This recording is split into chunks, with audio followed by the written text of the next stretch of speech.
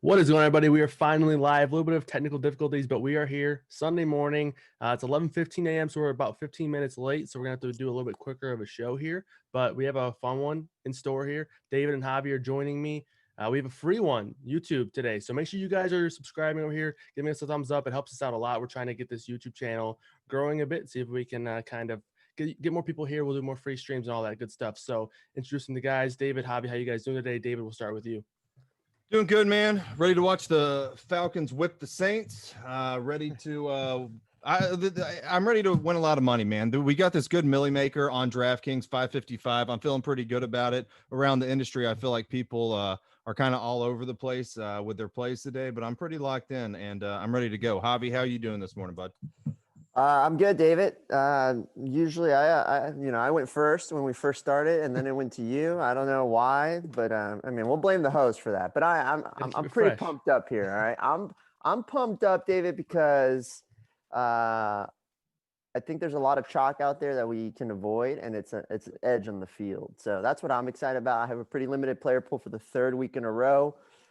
And everything goes great after the early slate. And then when the afternoon slate comes along, it's like, hey, Javi, let's lose a lot of money. But this is going to change because Aaron Rodgers season. So, Kyle, back to you.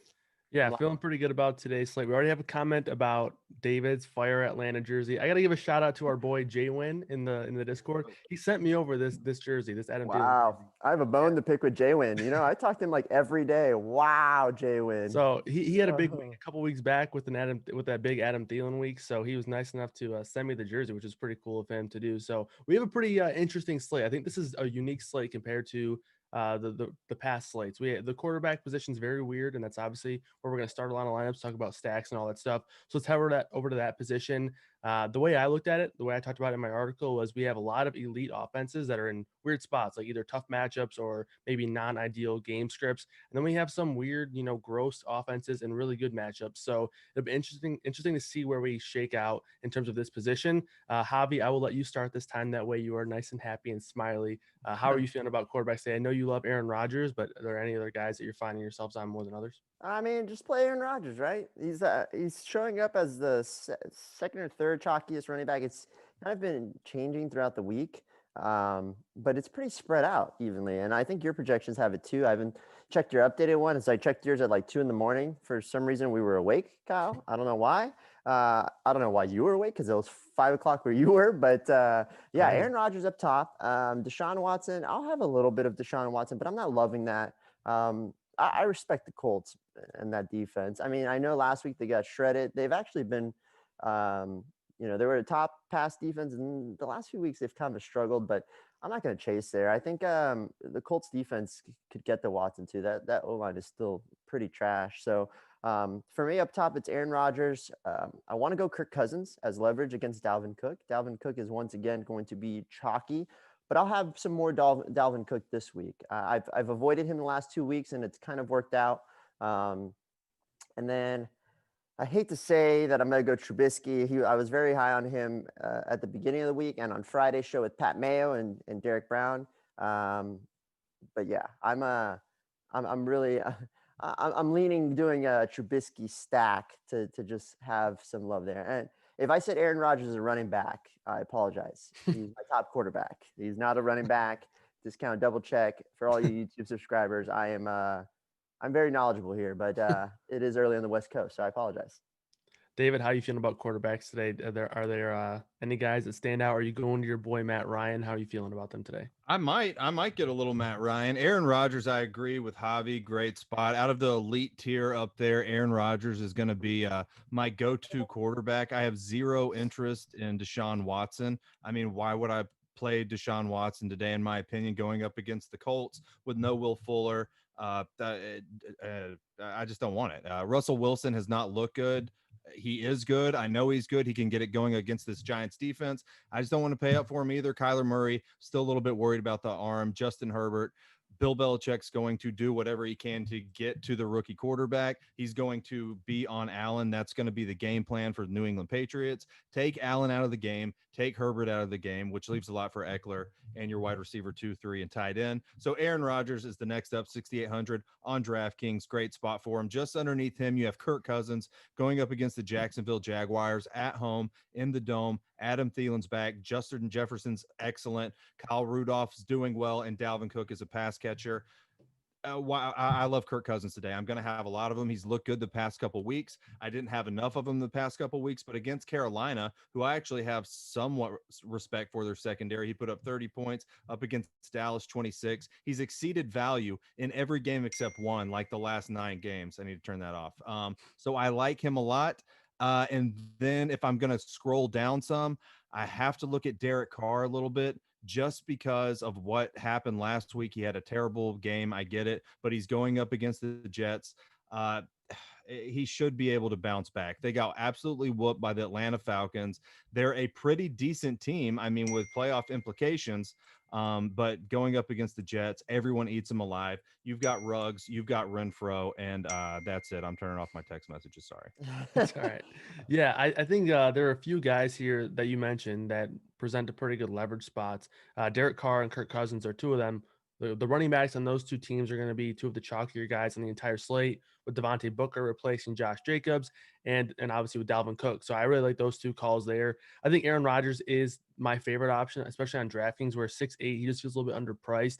I really like the spot here. I know the matchup isn't necessarily amazing, but Philadelphia is playing really fast, and I know they've been forced to pass a lot because of how bad they've been, and they've been in spots where they need to speed up and keep the ball in the air.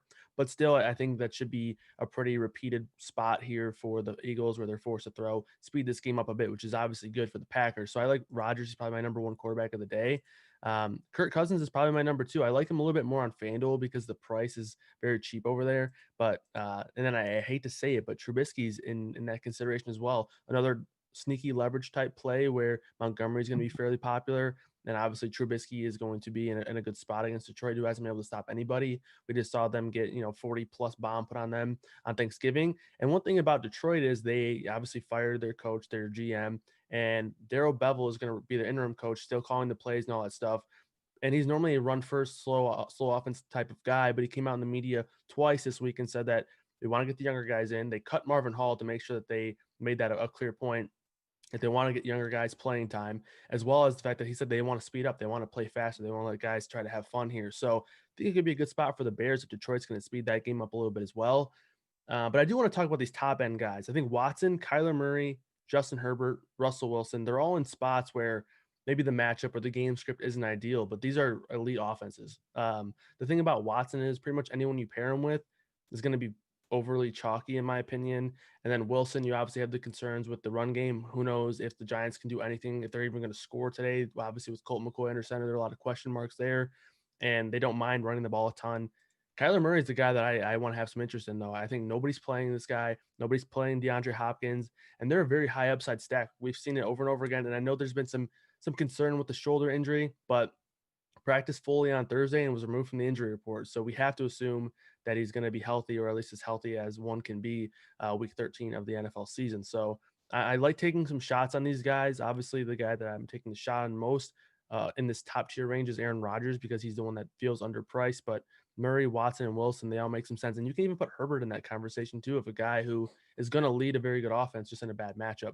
So are there any other cheap quarterbacks we want to touch on? Javi, do you have one? Yeah, so I'm looking at YouTube. There's some chat there. They asked about Jared Goff. Yeah. I want to touch on this. I have a problem with Jared Goff usually, because even in blowout spots, he doesn't put up a lot of points. I think I put it in Discord yesterday. In 3 of the 11 weeks, he's put over 20 points only 3 times this year. And they've had a few games where they've gone off, and he just doesn't do it. So I think it's more risky. I think one-offs for Kupp or Woods is mainly the way to go. I get that Jared Goff is good on the road, and they say that too. Goff is a beast on the road, but for me, I just can't get behind that. There's just so many options. I'm really trying to just work around Aaron Rodgers. That's my plan on this, and yeah, I mean that's how I want to move on. There's another running back question, but we can talk about that when we move on now. Yeah, for sure. I think Goff is a guy that I'm pretty much off of, but I do want to touch on Matt Ryan real quick because Mhm. he's a guy that I do have not like a great feeling, but I do feel pretty optimistic in it here. Obviously, Julio mentioned that he was feeling totally fine and feeling good. Nothing was catching in his hamstring during practice on Friday, and obviously with the Schefter tweet coming out saying he's expected to play. This offense is totally different with Julio on the field. Like we saw this matchup 2 weeks ago, but Julio Jones injured his hamstring in the first quarter. We didn't really get to see him play much in this spot. Janoris Jenkins is out. It's a spot where it's going to be tough for the Falcons to run because of how good the Saints are against running backs.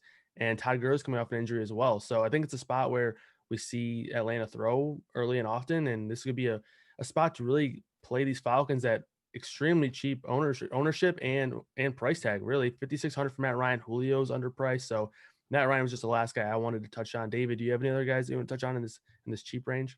I'm just gonna go out on a limb here and say that Julio's probably gonna be your slate breaker for like the fourth time this season, Kyle, because he is so cheap. But Yeah. I know Matt Ryan's looked bad. I mean, he has not looked like the MVP Matt Ryan from 3 seasons ago. He hasn't looked like how he started off, excelling against Seattle and Dallas. But he's in a good spot, I think, up against the Saints. Look, I said it earlier. It's hard to beat the same team twice in the NFL season. It doesn't matter the teams. These two teams are rivals. They would like nothing more than to beat the New Orleans Saints at home, and through the air is how you're going to do that. So Julio, Ridley, Hurst is okay. You've got Gage. I agree they should be able to stop Gurley. Brian Hill will probably lose yards, but Matt Ryan's in a good spot, and he's too cheap. It's like the cheapest I've ever seen Matt Ryan. Yeah. I mean, he's under Phillip Rivers, Derek Carr, Jared Goff, and I mean he's under Tua Tagovailoa, who people are hating on, but they won't in a couple seasons because he'll bounce back.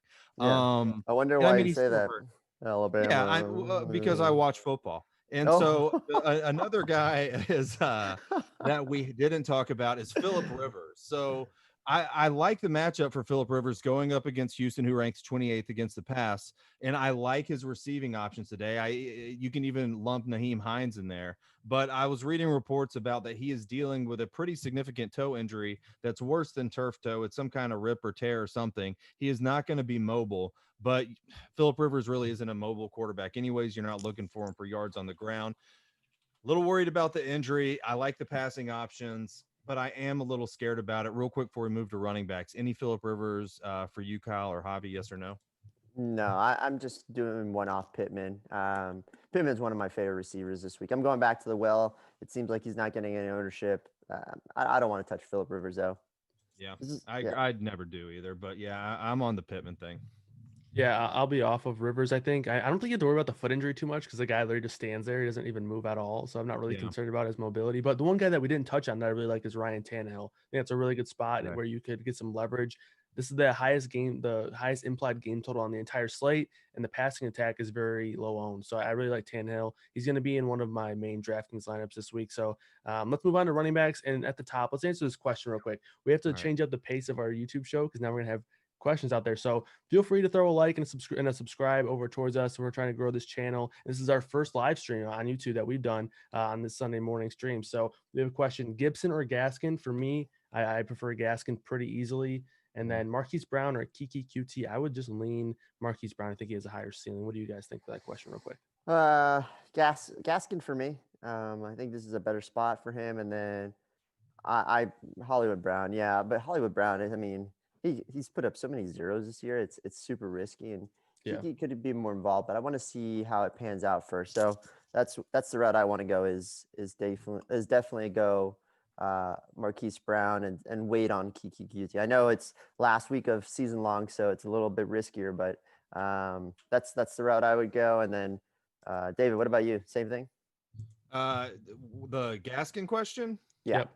Yeah, Gaskin for me. I mean, I think that you're going to try and establish the run with the Dolphins with Tua coming back. And look, I know I'm a Tua fan, but he doesn't look great right now. He doesn't look completely ready, I guess, but I think he'll get there. So establish the run with Gaskin, who's getting 14, 15 touches in this one in a game that they probably should win. If the Miami defense, the highest priced defense, shows up, that's always good for running back. So just give me Gaskin there.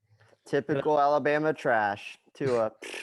Moving on. Yeah, he really sucks. It was bad. That'll give us a nice segue into the running backs today. We have a few guys that are above 20%. This is actually the most amount of players I've seen over 20% at one position so far this year. We have 6 guys for me projecting over 20%, and Gaskin, who we just talked about, is coming just under that number. So a lot of pretty condensed chalk at the top, and then after that it really falls off. So how are you guys feeling about these top end guys? We'll look at the guys that are 7K and up on DraftKings. So Cook, Henry, Chubb, James Robinson, Aaron Jones, Eckler, Kamara. Who are some of your favorites? How are you feeling about potential fades in this range? David, we'll start with you. Yeah, I mean, they're kind of all in good spots, right? So Dalvin Cook up top going up against Jacksonville, absolutely worst against the run. You've got Alexander Mattson out. But the only worry with Dalvin Cook is that he got a little beat up last game. I know it looks like he's good to go now, and it's hard to predict injuries, but those scary times last week when Dalvin Cook went out, and it really stifled his ability to score. Plus, you don't really have to lean on Dalvin Cook that much if you're the Minnesota Vikings. You can just throw it to Thielen, who's back. You can throw it to Justin Jefferson. You can throw it to Rudolph. But look, is he a good play? Does he get in the end zone? Yeah, probably. I think he's minus 400 to get in the end zone. If I'm not confusing him with Derrick Henry, they're both way high up there. The problem is there's a lot of good running backs. So if I play Dalvin Cook, I'm going to want damn near 30 points from the guy. But you've got all these other running backs in great spots, mid-tier. And to me, that's kind of what's been winning for the most part, unless Derrick Henry or Cook goes out and puts up, 4X. I'm going to have some Cook. I'm going to have a little Henry. I'm definitely going to have some Chubb. I'm not going to have any of the three on the same team. If I had to rank them, I probably go Henry, Cook, Chubb, and only because Chubb and Hunt's still there for the Browns, right? It's funny. Everyone shifted over to Chubb the past 2 weeks because he's had a good couple weeks. But we were scared to play, or not we. Some people were scared to play Chubb because Hunt got all the red zone carries, and then what do you know? It kind of leveled back out last week. Yep. Hunt's still going to be in this game. I know Chubb's explosive. He's great going up against Tennessee. They're going to run the ball the whole time, but that puts Chubb at third for me when you still have Hunt on the field. Yeah, I think that makes a lot of sense. And when you talk about the kind of what you're expecting out of these running backs, like for Dalvin Cook, I have Dalvin Cook at 28 points. So that's a median projection. I think he has a very realistic upside to hit that 30-point mark that you talked about. And I think him and Henry, both good plays. The Tennessee coaching staff, they talked about getting Henry involved in the pass game more. So maybe he has that additional boost. Nick Chubb, I really like with the Tannehill stacks. It just makes a lot of sense. They're obviously in games where Chubb is getting a lot of work on the ground. The passing attack with Tennessee will probably have their best game. So, Javi, how are you feeling with these top end guys, and which ones are your favorites? Which ones are you fading? Yeah, I mean, like I said, I've been underweight on Cook this year or the last 2 weeks, and I think I'll have a little bit more this week. But like David said, it scares the crap out of me because Cook needs 2 touchdowns to basically hit value. I mean, I get it; he can get involved in the passing game, he can catch a few passes, and he's been more involved in the passing game with Kirk Cousins. But for me, it's just to hit his value and exceed it, because what you want to do is you want to get 3x, 5x, 10x on your running back, and obviously with Dalvin Cook's price, it's almost impossible to hit 10x, but anything can happen here. So for me, it's a little risky. Henry too, because Henry, his upside is it's not. I hate to say capped, but he's not involved in the passing game, so he doesn't have that upside with catches, especially on DraftKings where it's PPR, and Chubb either. So it's like those 3 guys. I'm gonna be a little underweight on those guys. I'll still have a good chunk of them in my lineups. Again, I'm running 15. I just prefer the mid tier more than anything else. So some Austin Eckler, not too much. Chris Carson for sure. Some Miles Sanders, Miles Gaskins. That's the route that I'm leaning more than anything else, because I find it tough for these top tier guys to hit their value. Again, they can easily do it because they're in great matchups, but it worries me a little bit, and it limits your build. You have to get a bunch of value on there, and I don't want to play Mike Glennon. So Yeah, that's totally understandable. There are a few other guys in this range. Like you mentioned Eckler, he's going to be very popular. I have him as the most popular running back on the slate. And it's not that I think he's a bad play by any means. It's just I think there are plenty of options in this range. You can go up $100 and get to Aaron Jones. You can go up $200 and get to James Robinson, who arguably has the best role of any running back on the entire slate right now. He, in terms of teams carries and targets, he is the only guy on the slate with 80% of the team's carries. And then he also has 12% of the team's targets so far this year. So I really like James Robinson this week, even though he's going to be popular again. I have him at about 21% ownership. I haven't I wouldn't be surprised to see him come in under that in smaller contests, but Aaron Jones and James Robinson are two guys that I really am eyeing in this range to get off of Eckler. Like I think even going down from Eckler to James Robinson in terms of ownership is going to get you about 10% of a discount in terms of that ownership. So I like that play there, even though I think Eckler is going to bring a massive ceiling floor combo with his receiving ability and with his involvement in the passing game. I really like Aaron Jones and James Robinson today. So let's move on into this mid-range, unless you guys want to touch on any of these other top-end guys. So just stop me if you do. But the mid-range, Javi mentioned Chris Carson and Miles Sanders. I think Miles Sanders is a guy that I have some interest in. I kind of worked my way onto him late in stacks only. Like I want somebody in my Green Bay stacks, and obviously for Rodgers and Devontae Adams to have big ceiling games, we need them to have to keep the foot on the pedal here, right? So Miles Sanders is probably the most likely guy to score or really make a difference for the Eagles in that terrible offense. Chris Carson, I don't mind that call. If you think that, especially if you think that he's going to get the majority of the work, kind of get healthier, I like that. But my favorite guy in this range is Myles Gaskin. I think he is my favorite running back play on the entire slate. Not concerned about him coming back from the injury. Keep in mind, he's actually practiced the last week and a half to 2 weeks. Like he's been limited, but he's been practicing. Last week they considered bringing him in, but they ended up just leaving him on the IR for an extra week. This week, no Matt Breida, no Salvin Ahmed, no Dwayne Washington. It's him and Patrick Laird back there. He's going to carry the majority of this workhorse role again. Prior to his injury, he was seeing 20, 25 touches a week. He has massive involvement in the passing game. He has a 16% target share. We're now removing Preston Williams from the equation there. Maybe more targets opened up for him. And obviously, we're not going to see Tua sling it around like we saw Ryan Fitzpatrick typically. So I really like Myles Gaskin. He's my favorite option in this mid-range. Javi, how are you feeling about this range? No, I like it too. My fear again, Gaskin's ownership is just creeping up. That's my problem. And again, I think it's good chalk. I'm on a Gaskin. I'll have quite a bit of him. See this range is what I like, but it's also the chalkiest. Devontae Booker, Myles Gaskins. They're all in great matchups, and I'll have some shares, but I'm going to be less on that. I'm trying to get less chalky on this slate. And the way is Chris Carson. I mean, his ownership is creeping up. Actually, it's now hit double digits from my standpoint. I don't know what you have him at, Kyle, as of this morning, but against the Giants, Colt McCoy, he's going to make some mistakes. I know he's noodle arm over there, but I don't think the offense is going to work. I think they're going to pound it on the ground today, and I'm very heavy on Chris Carson. Miles Sanders, I'll have some too. I do worry about that workload. I think they both have potential for slate breakers, both Miles Sanders and Chris Carson. The thing with Miles Sanders is he's going against Green Bay, right? Compliments to Russ Miller in Discord. All right, I'm gonna give him a shout out. Hopefully he's watching. But David Montgomery has one career game over 100 rushing yards, and it was last week against the Packers on 11 rushing attempts. I know he broke a big one off, but for me, it's you got to ride against this Packers defense. It's really bad. You can't trust Wentz. I think Miles Sanders is going to be more involved. So I like that play more than anything. And then Eckler's Eckler, he's not really a running back. He doesn't really run well. He's more of a receiver.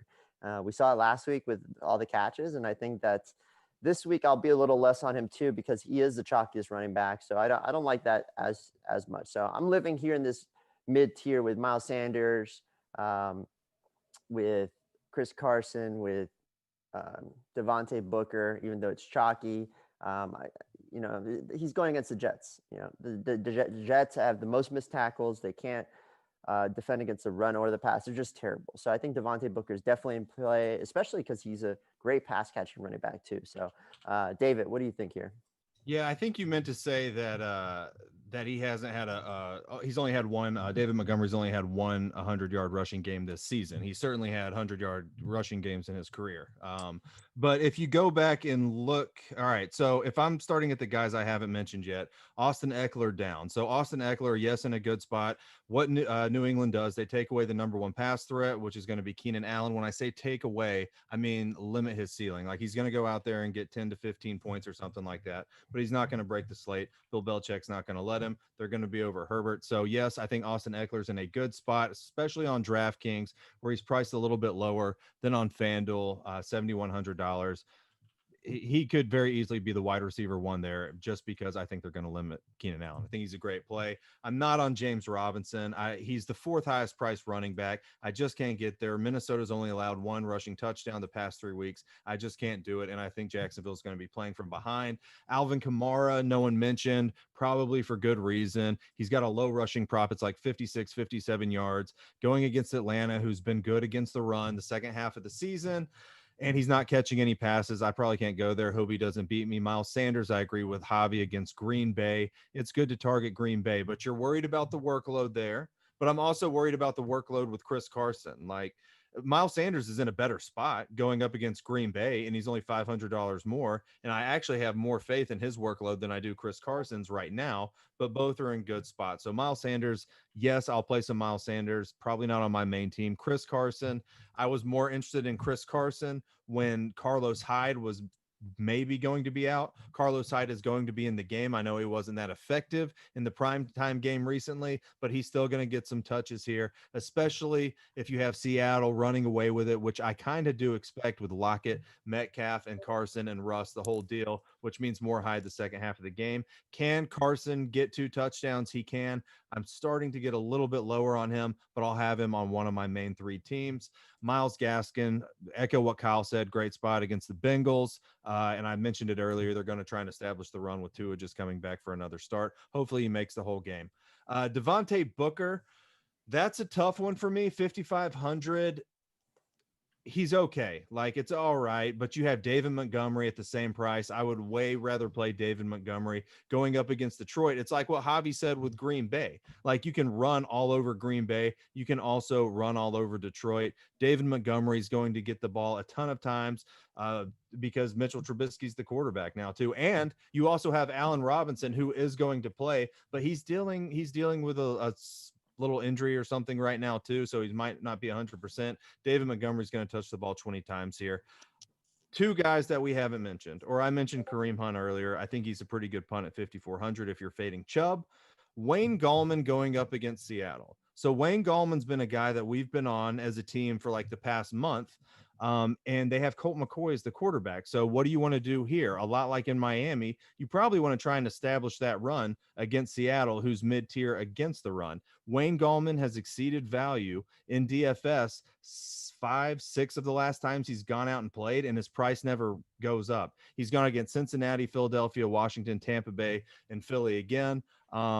Mediocre matches there, some good, some bad, but I don't know. You can go with Wayne Gallman here, but he is below Gaskin for me. He's below Montgomery. He's below Carson. He's below Sanders. It's just the guy that I'm throwing out there if you're doing like mass multi-entry for the price. Yeah, I get that. Gallman's surely going to carry at least a lot of touches there, touch the ball pretty frequently, but I don't really love his upside. And one guy that obviously I prefer Montgomery, I prefer Booker, I prefer Gaskin. If I was ranking those 3 guys, I would go Gaskin, Montgomery, Booker. But the one guy that I want to talk about as a pivot is Jonathan Taylor. You kind of need a little bit of a narrative to play him here with a ton of confidence. Obviously, he was on the COVID list last week, so we didn't play. But before that, the week before that, played against the Packers, had 22 carries and 4 targets. So if we get that kind of role, like if you knew that you were getting that kind of role from Jonathan Taylor in a matchup against Houston, he would be 30% owned pretty easily. I have him at 2% today. So that reason why you're getting my lower ownership is because it's a little bit of a risk. Maybe we're going back to the weeks before that Green Bay game where we saw him, Hines, and Wilkins just having a 3-way split between everything. But if Jonathan Taylor's going to touch the ball 15 to 20 times against Houston, you got to like him here. And he's going to be massive leverage in terms of pivot. 2% owned. I really like it here. Has some potential correlation with guys like Brandon Cooks, Jordan Akins, Deshaun Watson, that kind of stack. So I like Jonathan Taylor a pretty good amount. Definitely takes a little bit of a narrative to get you there, but he's for sure sneaky, and I like the pivot. As for other guys in this range, I'm not really on a ton of them, but Kareem Hunt is a guy that you can make a case for. It's the team that is just going to run the ball and allow their running backs to touch the ball a ton, and they do like to split it up. So Kareem Hunt could potentially get in there. And like I said earlier, this game is the highest implied game total on the slate, so makes some sense there. Now let's talk about some of these cheap guys. Do we like any of the guys under 5K on DraftKings? A couple of guys that project the best for me. James White, who's 5K even. Obviously, with Burkhead out, he's going to see the field a little bit more. And I think in a game where they're potentially going to fall behind to a Chargers offense, which is really good, maybe he sees some more targets. Obviously, he scored twice, but that's how he got value. Don't know if you can count on that every week. But Frank Gore with no LaMichael Pirine still, and Kerryon Johnson with DeAndre Swift out. I already mentioned earlier that they cut Marvin Hall. They got rid of a guy. They told him to pack his bags and leave the city because they wanted to play young guys. That could very well happen with Kerryon here. I don't know how willing they're going to say, hey, AP, sit down for a little bit. But Kerryon played 50% of snaps on Thanksgiving. 2 weeks ago with DeAndre Swift out, he played 70% of the snaps. Don't love it. It's a tough matchup, but 4,400 if you wanted a massive pivot here and a very cheap play, I think Kerryon's at least viable this week. I don't know if I love the upside, but he's at least in consideration. Makes some sense with a Trubisky stack. Any thoughts? David's face says no. Bro. Let me ask you something, because I'm sure we want to we went through everybody, but we can go through favorite plays maybe. Do you know how many times Jonathan Taylor has had over 15 carries this year? Probably twice. Three times.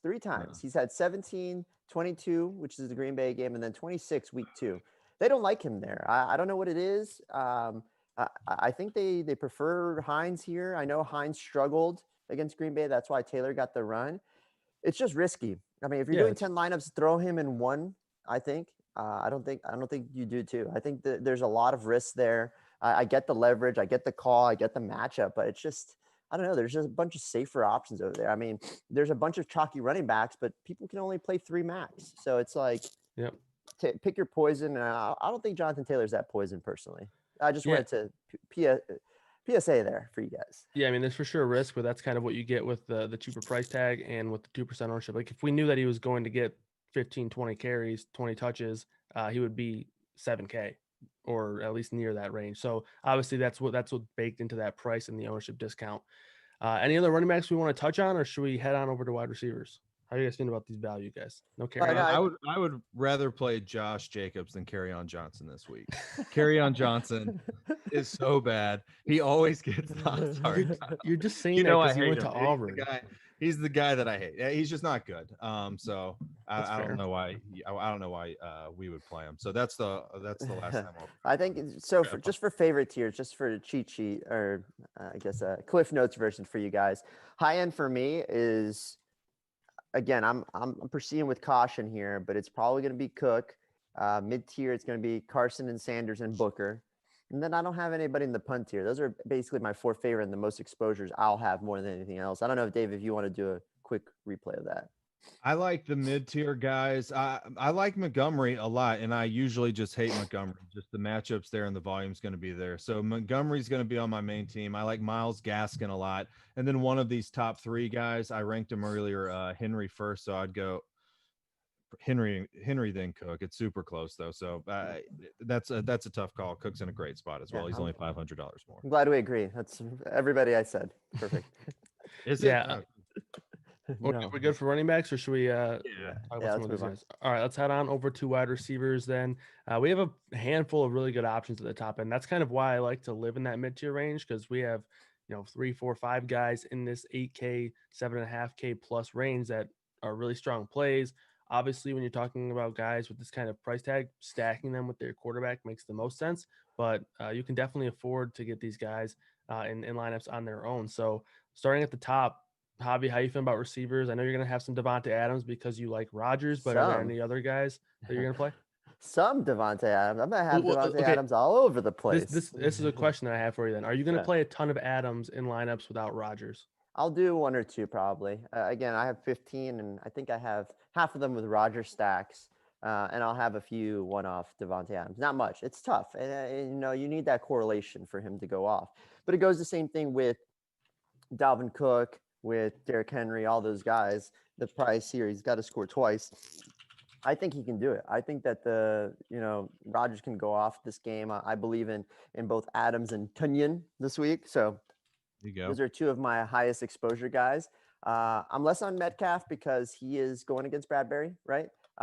Again, just because he's shadowing him doesn't mean he can not go. Metcalf is superhuman, so proceed with caution. But I won't have much Metcalf. I won't have much Allen or Hopkins.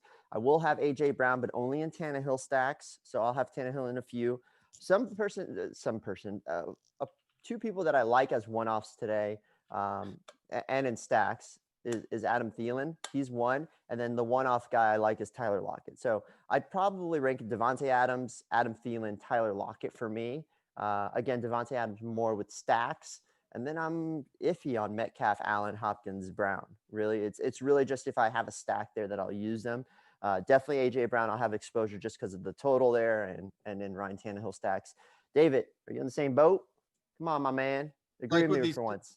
like with these top tier guys, yeah, obviously it's Devontae Adams, but like he's so expensive still. He's going to get a touchdown. I put that as one of my bets this week. This guy has 9 touchdowns his past 6 games. It seems like the way that Green Bay opens these games is like, okay, let's go and get Devontae Adams his first touchdown. We're just going to shove it down Philadelphia's throat like everyone else does this year and just get him in the end zone, start with the lead, and let everyone else play from behind. DK Metcalf, he's my new favorite wide receiver in the league with Will Fuller being out. His price is pretty high, though. I think Lockett's in a better matchup. I don't think I'm going to play Metcalf. Hope he doesn't burn me. AJ Brown, agree with. And then looking at these Minnesota guys, Justin Jefferson, who's like who can't crack 7,000 on DraftKings. Like he just absolutely he's on the winning lineup every single week. He put up 26 against Carolina, 17-24. I mean, what else do you want from this guy? I know Adam Thielen was out last week, but Justin Jefferson in another great spot. I mean, there's only been a few games this season where he hasn't broke the slate. I mean, he's usually just breaking the slate. 6,900 against Jacksonville with a potentially beat up Dalvin Cook. Like you have to love him and you have to love Thielen. I might put a Minnesota wide receiver on every single one of my teams. One of them's getting in the end zone. And that's kind of rounding out the top tier guys. I guess I'll stop it at Allen Robinson just because he's right below him. Obviously, a great spot against Detroit. Obviously, Mitchell Trubisky is going to try and feed his guy here. He is dealing with, he came up with a knee injury Friday on the practice report, but they say he's going to play.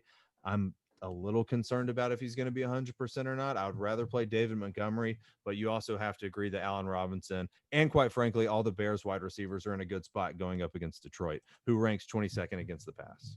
Yep, and they're without their second best, maybe their top cornerback, Jeff Okudah. He's out again this week, so obviously an even better spot for the Bears. David mentioned his bet on Devontae Adams to find the end zone. I like that bet. You can actually find our bets on ftnbets.com and a handful of other awesome professional sports bettors that give out props, lines, all that stuff, all the picks and plays that they're on. So you can go check out that over there at ftnbets.com. If you guys are tuning in to YouTube, you might not know what that is. So go ahead over there. And if you are on the YouTube, which that's the only place we're live right now, so I assume you are, but you should give us a thumbs up, subscribe to the channel. Like we mentioned earlier, we're trying to grow the channel a bit and see if we can bring more of these free streams to you guys. But as for my top plays, the way I've really been approaching the top end receivers is for the most part, I'm either playing them with the quarterback or I'm not going to have a ton of them.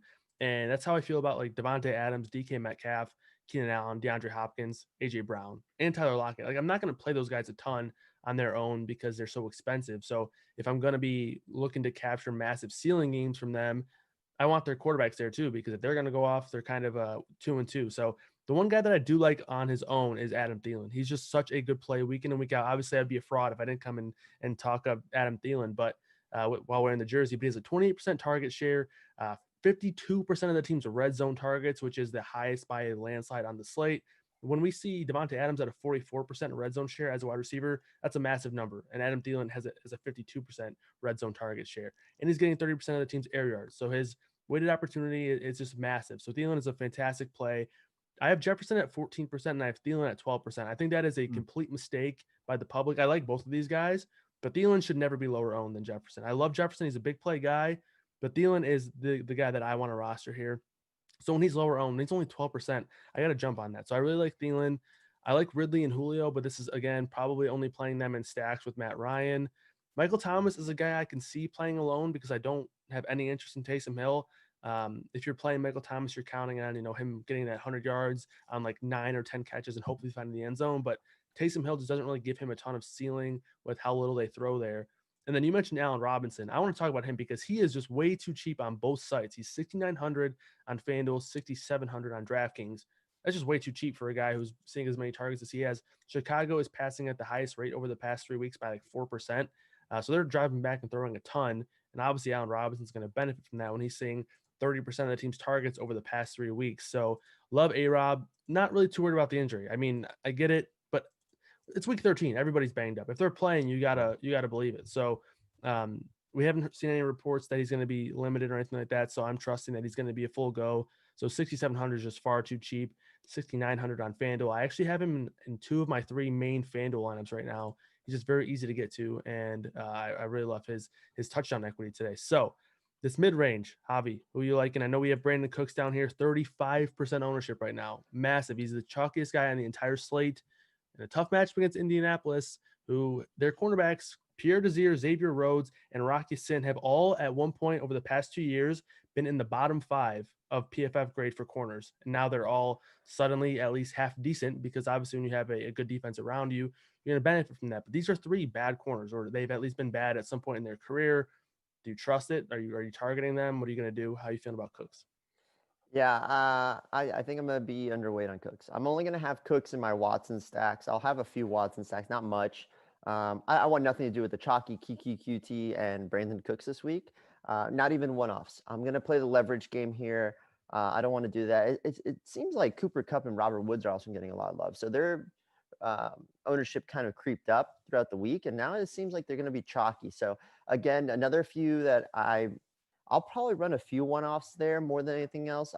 Again, if I'm running a golf lineup, which I'll run a golf stack, I'll run both of them together, but I'm less on them too. So Devontae Parker, he's still getting love. I don't know what you have him updated as of Tua starting, but he's 12%. exited out of my player pool. So I'm not on him. I love the Allen Robinson call. He's one of my favorite plays this week. I hope the injury scares people off of him too. But Mitchell Trubisky, it's like Sam Darnold with Jamison Crowder. I know it burned us last week, but Trubisky loves Allen Robinson. He loves to feed him. And I think this is the game to do it, especially against Detroit. And the way to get off the leverage of David Montgomery, who I'm full fading David Montgomery.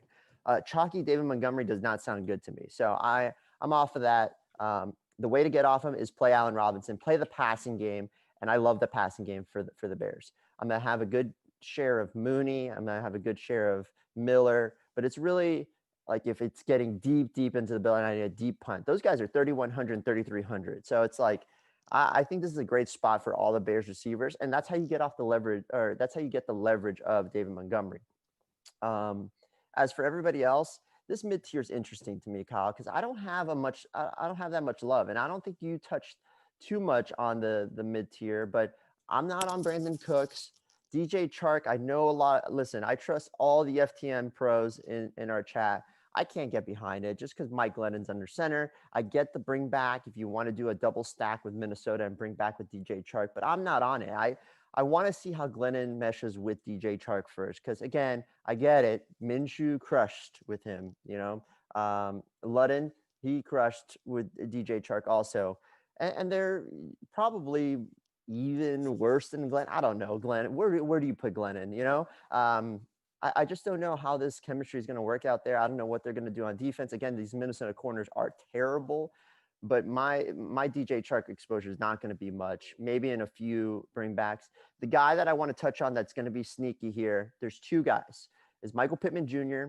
The targets are there. I hope people are off him. He's getting a little bit of love here. He's still projecting under 10% ownership. My boy Russell Miller, I'll give him another shout out, even though he said David Jones shouted him out. He's on the same boat with me. He saw what I saw. T.Y. Hilton went off, but the targets weren't there for him still. Michael Pittman saw 9 targets, right? He only had 2 receptions, but he is the go-to guy there. He's had over 7 targets in 3 of the last 4 games. I think this is the Michael Pittman show. I love Michael Pittman at 4,900 on DraftKings. He's too cheap. Fantasy Guru Drew, I know he's on him too. And the other guy that I think is sneaky also for leverage is Corey Davis. Again, I'm mainly going to run Corey Davis in Tannehill stacks, but I'll have a few one-offs there. I'm trying to get Corey Davis and Michael Pittman together in lineups to save some salary.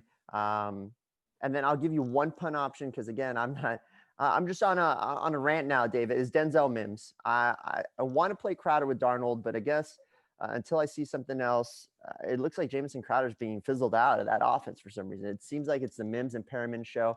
I'll still have Crowder in a few lineups, not many, but I'm going to have a ton of Mims. He's 4,100. He's too cheap. The target share is there. He looked like he had good chemistry with Darnold in his first game where he had 8 targets and 4 receptions. And Denzel Mims is consistently getting over 7 targets a game. So I love Mims as a punt wide receiver. I guess you can call it punt at 4,100. But again, these Bears, I think it's going to be sneaky here. David, I know that was a lot, but I'll hand it over to you, my man.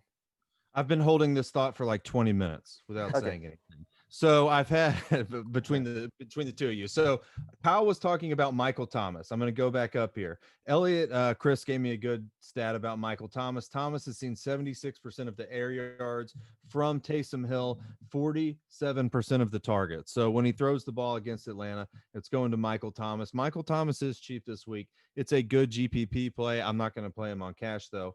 Michael Pittman, Javi, I agree with you. Kyle, I agree with you. I do like Pittman. It does seem like it's the main guy for Phillip Rivers, and once Phillip Rivers latches onto a guy a la Keenan Allen, he's going to keep going back to him, and he's going to be going up against Vernon Hargroves. He should absolutely own that matchup. Now, when I'm looking down here in the cheap tier, a game that we want to target is the Vegas Jets game. It seems like a great spot. We know the Jets are terrible, and all of these wide receivers are lumped together. I mean, Nelson Aguilar, 5,200, Henry Ruggs, 45, Hunter Renfrow, 43. Nelson Aguilar has been the guy lately. Henry Ruggs has gotten a little unlucky. He almost got in the end zone last week, but there's not a single guy in this Jets secondary that can keep up with Henry Ruggs. There's just not. I feel like Ruggs can break out today. I hope that Ruggs can break out today. He's my top Vegas wide receiver. I'm still getting used to saying Vegas. I'm so used to saying Oakland. But just for the speed. So I like Henry Ruggs there. As far as like these mid-tier guys, I'll try and make this quick. I do like Cooper Kupp a lot. Cooper Kupp was like held without a catch until like the third quarter or something last week after he absolutely showed off in the Tampa Bay game. Got targeted 13 times, 11 receptions, 145 yards, no touchdowns, almost 30 DraftKings points. I think you just go back to Kupp here. So I've heard more people talking up Woods because Woods is playing like 45, 50% of the snaps out of the slot, and that's a good spot to target Arizona. Well, Kupp's got the other half of that. Kupp is a better wide receiver than Robert Woods. Robert Woods can probably do more. I mean, he's utilized in different ways in this offense for the Rams, but Cooper Kupp at $6,100, like, that's just ridiculous to me. I think he's a great play on DraftKings, especially. He's going to get a lot of catches. Trying to scale down here, see if there's anyone super cheap that I would look at. I mean, the cheapest guy that I've got on this cheat sheet that Javi hasn't already talked about, I don't even know if I want to recommend him, but Adam Humphries is too cheap. He's $3,200. I mean, he can get 4 or 5 catches here. You're without the tight end, Jonnu Smith. It is going to be more of a run game. It's a GPP punt. I like it. I like it. Sorry, like David. it? I don't mean to cut. I think Adam No, Humphries is a good spot. Danny Amendola is another good one too.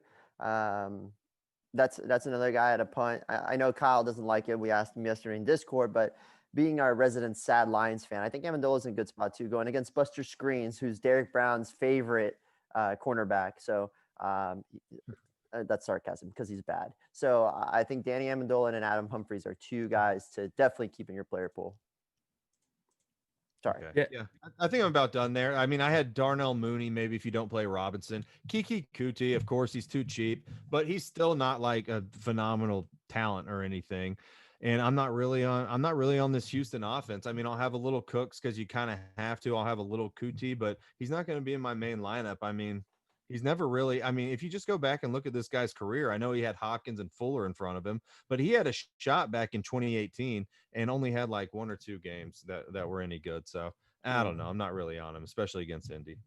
Yeah, I think Cooks is a discussion because of the fact, like, if it wasn't so underpriced, I think I would easily just write him off here at 35% owned right now. But he is at least $1,000 too cheap. Even if Fuller were active, he'd still be about $1,000 too cheap. They've just failed to price him up all year. The way I'm treating it is I'm probably not going to play Cooks unless I have Watson. I just think it's a good fade here. You get a ton of leverage, and there are plays around here in this range like Robert Woods, Cooper Kupp. They make sense. They're also going to be fairly chalky as well. I have Woods at about 16%, Kupp at 14. But I still think at least you're getting a little bit of discount in terms of ownership. Julio Jones, 6,600, 4% ownership right now. Yeah. I mean, sometimes you just have to play guys that are just very good at cheap price tag and when no one's playing them. I know the matchup's not great. He's going to have Lattimore on him, but like he's priced $200 more than Devontae Parker. He's cheaper than Robinson and Jefferson. So he's going to be a leverage play here. So I don't mind Julio. That's for the guys that are a little bit cheaper. I do like DJ Chark a little bit. In my Minnesota stacks, it's either between bringing it back with Chark or Robinson. Chark has succeeded with guys like Minshew, Lutton, Nick Foles a little bit. So I don't really doubt that he can succeed with a guy like Glennon. He's just going to see a lot of work here. And this Jacksonville team has found themselves in shootouts week after week after week because their defense is bad and they somehow their offense is actually keeping up. Glennon looked fine last week. I think you could do worse here with Chark, but I'm probably only playing him in spots where I can correlate him with Minnesota guys. But I'm gonna have Minnesota guys in every lineup, I think. And all six, I have 3 main lineups on each site. The way I'm doing it is if I don't have Cook, I'm getting the Minnesota passing attack, whether it's Thielen, Jefferson, or a stack with Cousins in there. I'm gonna have Minnesota. They have a 31 implied team total. They're gonna put up points here, and when they do, it's very easy to tell where the points are going to come from. It's going to come from Cook. It's going to come from Thielen, Jefferson. And that's pretty much it. Maybe Kyle Rudolph will sprinkle in. Maybe we'll see a weird Chad BB touchdown, but for the most part, reasonable. You can reasonably expect the points to come from those guys. As for the cheaper guys, Mims is the guy in New York, as for the Jets, to roster. He's taken over the role there as the number 1 receiver. It's not even close. And he's the second cheapest guy at 4,100. The matchup's great. I'm glad you brought up Henry Ruggs. I was a little worried to do it myself, but I like Ruggs this week. Aguilar's been banged up. I know he's off the injury report, but he was banged up with an ankle injury throughout the week. And the New York Jets are allowing the most explosive plays on the entire slate. Henry Ruggs is an explosive playmaker. And I talked about it over the past 3 weeks. He's really failed to capitalize on points. Last week, he dropped a pass at the 2-yard line, which maybe he gets in, maybe he doesn't, but he dropped it. A couple weeks back, he dropped a touchdown. Well, he didn't drop it, but he failed to get 2 feet in the end zone. So he's left a lot of points on the table. So I like Henry Ruggs in this spot. He's my favorite Raider wide receiver to roster. I'm not rostering Nelson Aguilar. I refuse to do that. So Wow. I like Ruggs there. Michael Wow. Pittman, I think, is a great call. Me and Javi were talking about him in the Discord last night. I did a little bit of digging on like snap counts and stuff, and he's played 83% of the snaps over the past 3 weeks, which is nearly 20% more than any other wide receiver. T.Y. Hilton's at 67, Zach Pascal's at 66%. So Pittman's the number 1 there now. Javi nailed it. He's getting the targets. He's the number 1. I'm off Danny Amendola. Probably won't play a lot of Humphreys just because if I'm going to punt a guy, I would rather just do it at tight end and play Ferkser. But I get the Humphreys call. He's probably going to be fairly involved with Jonnu out. And then there's one other guy I wanted to mention in terms of talking about fading. Kiki QT is a guy that I liked. I thought he was going to be leveraged. He's 18% owned right now. I'll pass on that. I just don't think he brings a ton of upside. Like if I had to pick a guy who had a higher ceiling between him and Darnell Mooney, I think it's very clearly Darnell Mooney for me. I would rather play Brashad Perriman over Kiki QT. So I'll be off of Kiki there. But that's pretty much it. The cheap guys are not too great this week. Last week we had a ton of really cheap wide receivers. Don't really love I think my favorite one under 4K would be Darnell Mooney. You guys want to touch on anybody? You can play Anthony Miller as well too if you don't have. Yeah, no, I think in Trubisky stacks, it's especially good to go A-Rob with one of those guys, Mooney or Anthony Miller. I think David Montgomery. No David Montgomery. He's too chalky, man.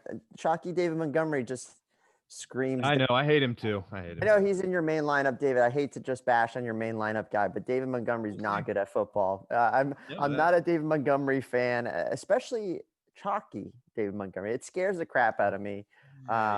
Do you have a lunch bet? Devontae Booker versus David Montgomery? I don't bet lunches. We know this. This has been well established on the show. Yeah. I only bet things of real value. Yeah, for you guys new to YouTube, David doesn't like doing lunch bets because he only likes to do stuff of real value. But he eats lunch every day, so that's makes sense. But yeah, David, let's go to tight end. I'm ready. Okay, look, I got to read this real quick. I got to say this. So what you can do if you love the New York Jets, the Raiders game, is every single wide receiver on there is so cheap. You can pick Carr or Sam Darnold if you don't care about money and stack up those wide receivers. And I'm going to read this Henry Ruggs blurb from Elliot Crest. Here we go. Ruggs Alabama. The Alabama guys really Here we go. They're really not excelling. Henry Ruggs is going to face off against Bryce Hall, Lamar Jackson, Arthur Mollett in this one. Those three run a 4.55 to 4.7 range, while Ruggs is the fastest player in football. That sounds pretty good to me. And if you want an Alabama narrative, I'll give you one. His boy Devontae Smith absolutely went off on primetime last night. So maybe Ruggs is feeling a little juiced up. Maybe him and Jerry Jeudy and Julio Jones. That's what it is. Henry and Damian Harris and Mark Ingram and all the I can keep going on about Alabama guys. Yeah. Mark Ingram's They doing all great right rise now. up because Mark of Ingram, Okay. beat down. Before you guys start Oh tripping yeah, for alma yeah. maters, Mark Ingram at the end of his career. listen, David Jones did not go to Alabama. He's just talking about them. He's He's not a huge homer. he's Not at close all. enough. He was in the SEC. He was I close went enough. I went to Alabama 5 years, guys. I know. I'm just kidding. Yeah, you're super senior. We get it. No, I like Aguilar personally. Before we move on to tight end, I really like Aguilar. He's off the injury report, which is a good sign. I get it. Like they could be lying about it, but I think Nelson Aguilar is super viable today. It's the Jets, right? We play anybody against the Jets. I would- Booker, Aguilar, Ruggs. I'm not playing Ruggs personally. I don't like what I've seen from him this year. Derek Carr doesn't seem to have Hasn't the looked good. chemistry with Ruggs this year. It seems like he has the chemistry with Aguilar. Aguilar is the number one there. I mean, as gross as it sounds, because he sucks too. Aguilar seems to be the main go-to guy there with Waller. So I'll be stacking Carr with Aguilar and Waller personally. I'll have Ruggs in a one-off in one lineup, so it doesn't burn me because any of these guys could go off. That's just my. I might make an all Alabama team just for Oh God. in the Millie Maker. It All right, can be done Enjoy because donating your money. we have studs at every single position. Make an all Florida Atlantic team for Javi too. But it's a good segue with Darren Waller because it talks about tight ends. I think if you were stacking Derek Carr, I think you need to include Darren Waller considering it's a 27% target share, 35% of the red zone attempts. That just kind of is reference to how good Devontae Adams and Adam Thielen are in the red zone with how high those numbers are. Waller leads the slate in terms of tight ends with red zone share of 36%. So Waller is the top option, I think. If I can get to Waller, I would love to. And the interesting thing is we're not seeing Waller as a chalk this week anymore because of guys like Akins and Ferkser who have become popular because of either guys on their team doing illegal substances and being suspended or Jonnu Smith being out with an injury this week. So let's talk about some tight ends. I personally think this is the ugliest spot of the entire slate. I think tight end is very weak, and I think I like to use it as either a spot to get value or just use it as a stack / run back. But luckily, we're not going to end the show on the tight ends. We're going to talk about slate breakers and our locks of the day. So, Javi, what do you got for tight ends?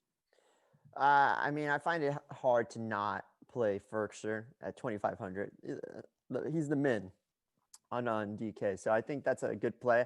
I'll be running a few lineups with double tight end because I love Robert Tonyan this week. I know, Kyle, you're giving me shit about that.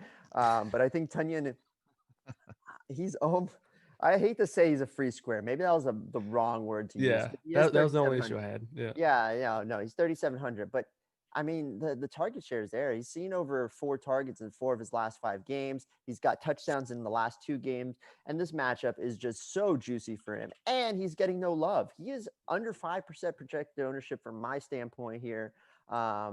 Again, I haven't looked at your projections as of this morning. I'll take a look after we're done here. But I love Robert Tonyan. I think he's going to be a lock in my, Adams and my Aaron Rodgers stacks. Wow, that was tough to say. And then, I want to get Allen Lazard in there, but I think Tonyan and Adams is the way to go this week. I'll be having a ton of shares of both of them.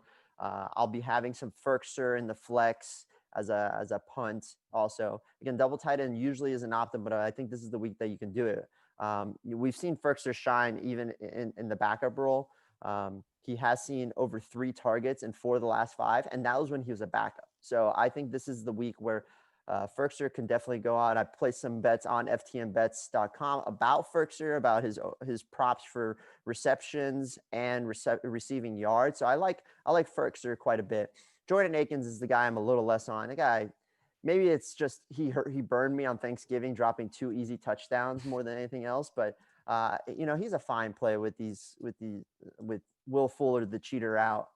Sorry, David, but I think he's still a solid play. You can definitely go that way. I don't think it's leverage. That's why I don't like it as much. I prefer just to go the punt and save the salary with Ferkser. I don't have much love for tight end this week. Waller's just going to be in my car stacks. I get the Evan Ingram call because the shares are there, but it's Colt McCoy under center that scares me. If it was Daniel Jones, I'd be like, lock Evan Ingram, but I don't want to go that route. So it's really just, in short, Ferkser, Tonyan, and then the third guy I want to throw in there is Kyle Rudolph.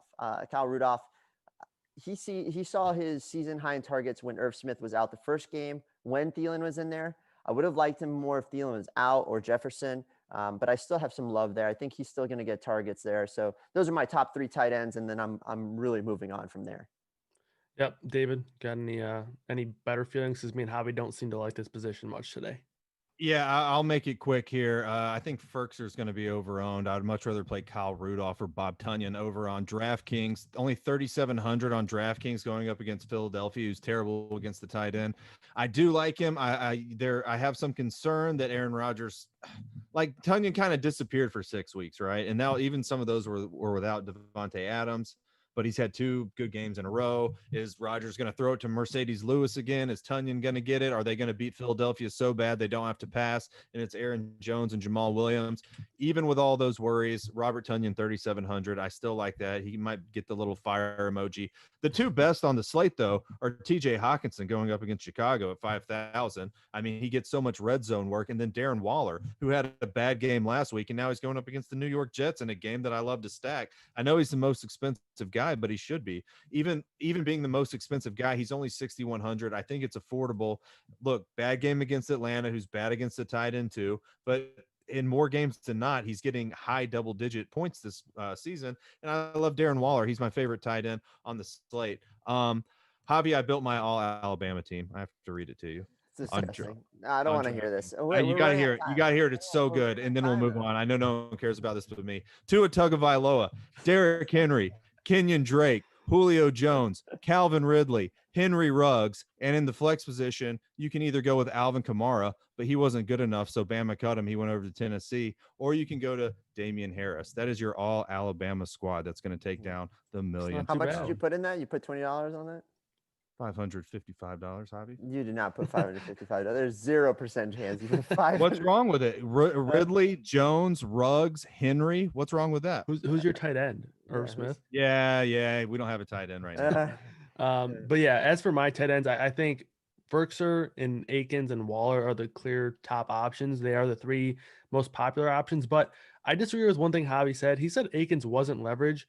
Is that what you said, Javi? I wasn't Yeah, I sure. mean he's still the second highest owned tight end here. Yeah, I have him as the second highest owned, but I do think he's still leveraged though because Cooks is going to be 30% more owned than him. QT could easily double him up in some contests. So I still think you're getting a little bit of leverage, and he's a strong value play. I have him as the second best point per dollar tight end on the slate. So Ferkser, who's min price on both sites, makes a lot of sense. He's the shortest tight end I think I've ever seen. It's very weird to watch. But anyway, that's beside the point. I think he's a strong value here. Akins, I do like. Waller is the ideal option. David mentioned Hawkinson. I think he's the ideal run back in Trubisky stacks, but he's a little bit expensive. So you're going to get lower ownership because of that price tag, but he is pricey. The red zone targets have been solid. No Galladay should keep that number pretty steady. So I like Hawkinson. The one guy that's like a tournament play that I do like is Goddard. If you think that Ertz is going to be banged up at all or limited, which they already said that they need to watch him. I don't know what that means. It's a lot of speculation.